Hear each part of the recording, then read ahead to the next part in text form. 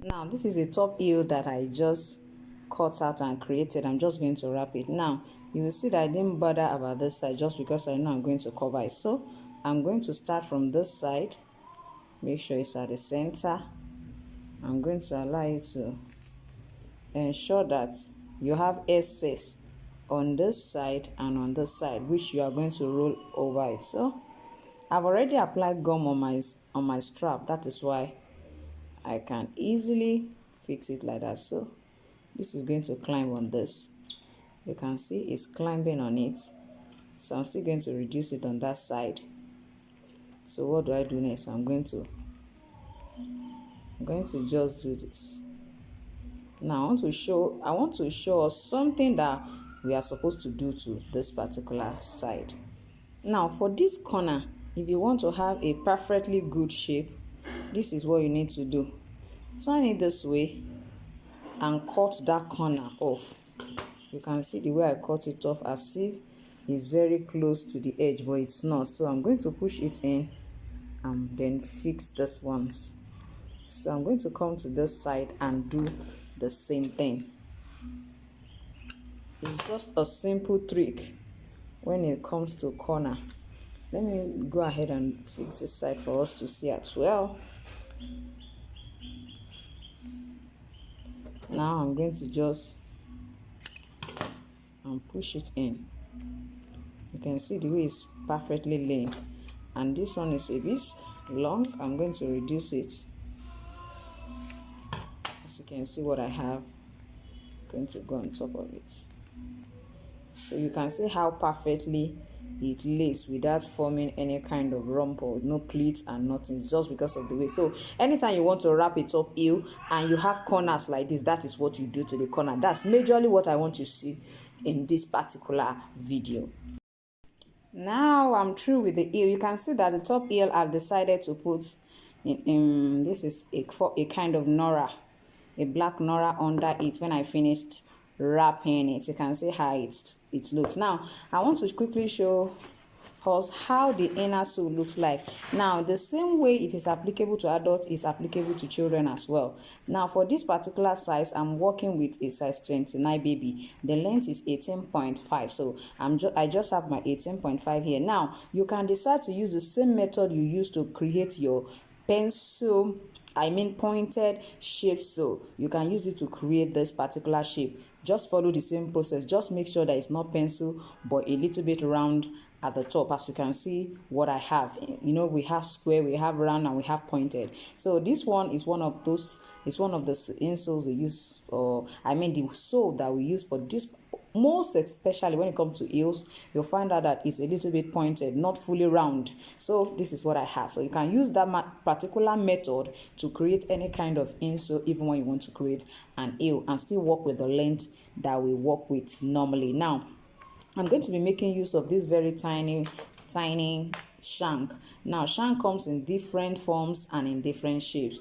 I'm going to use this very flat one for this particular baby size. They come in different sizes. You can see this is very flexible, and because it's children, that is why I'm going to be using this particular one that is flexible. Now one of the most important thing is that after you finish cutting your first cardboard, which is the full length, you are going to cut another one that is going to be halfway, and that halfway is going to stop at our joint lines. I've taught us what joint lines are and how to know where our joint line is. So this side, as you can see, and this side, these two sides are the joint line. So that is where the half. Now if you look at this cardboard, you find out that it's different from this one. This one is actually flexible.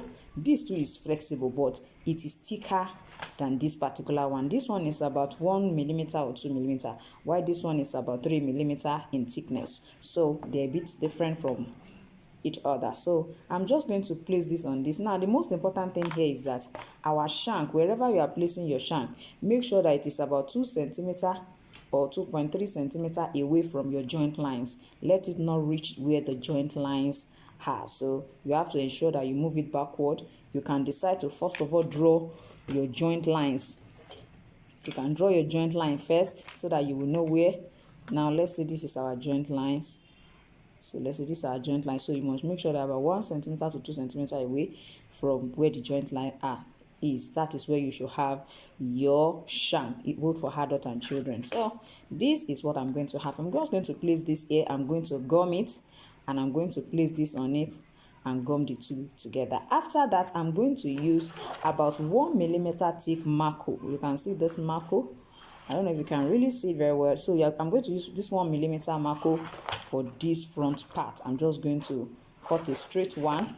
I'm going to fix it into this place. This is how it looks like. If you like, you can decide to let it go under, and then you place this on top, and this is what you are going to have. It's not necessary that it should be on top. It can be under, as you can see what I have, and then you have this. Before you know it, your insole is ready. So that is just the basic thing when it comes to insole creation. As you can see what I have, I've explained how I cut this half.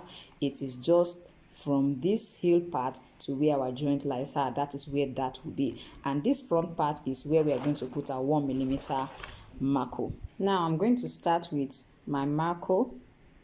As you can see, I'm going to allow it to go in a little bit. As you can see my joint line, I'm going to allow it to go in a little bit, ensuring that I still have enough up here. You can see I've applied a little gum on this side, so I'm just going to pick up my shank and place it into it, so you can see where my shank is. Then I'm going to place this on top of this one.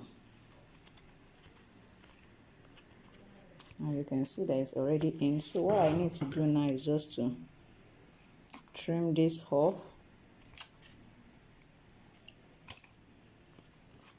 Trim this side as well.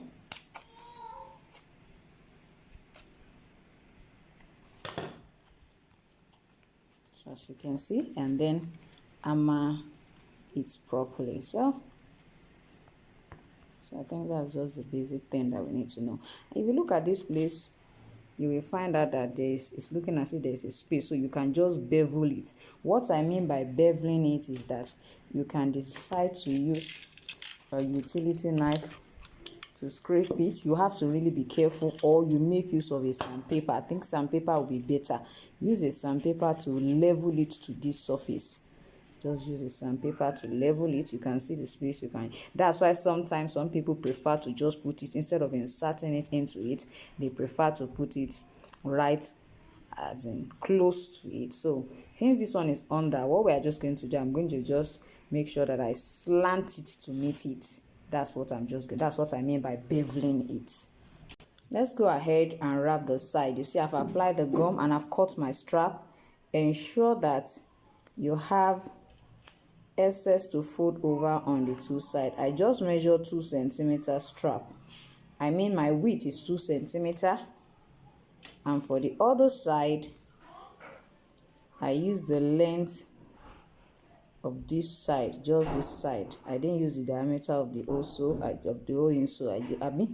The perimeter. I didn't use the perimeter because I'm going to leave this side. So I just measure from here to here, and that gave me about 13 inches. So I just measured my 13 inches and made the strap about 2 cm. So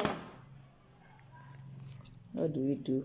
Knit it up so that the side will be perfectly okay, and you go ahead and fix the side.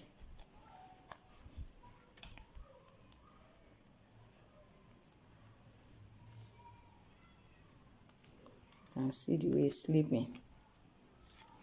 As long as it's not too big, the extension is not too much, it will be perfectly okay. Can you see the way it slipped down? So I'm going to follow the back as well. This back, you have to be careful so that no side will pleat from the edge. That is very important. Make sure it doesn't pleat from the edge. It's very important. You can see what I have. So as you can see, this part is ready.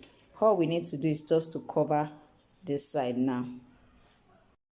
Now I want to place this side. I want to put this upper part. Now you have to be very careful and ensure that you have enough on this outer part to wrap it. So when I'm placing it, I'm making sure that I have enough that will go around. So I'm just going to fold it over just as usual. Just the same principle.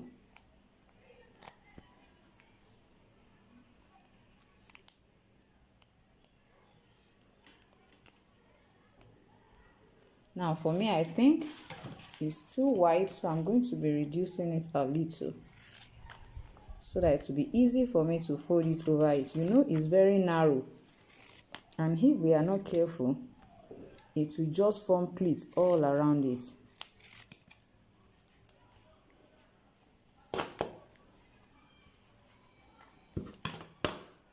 Let's say this.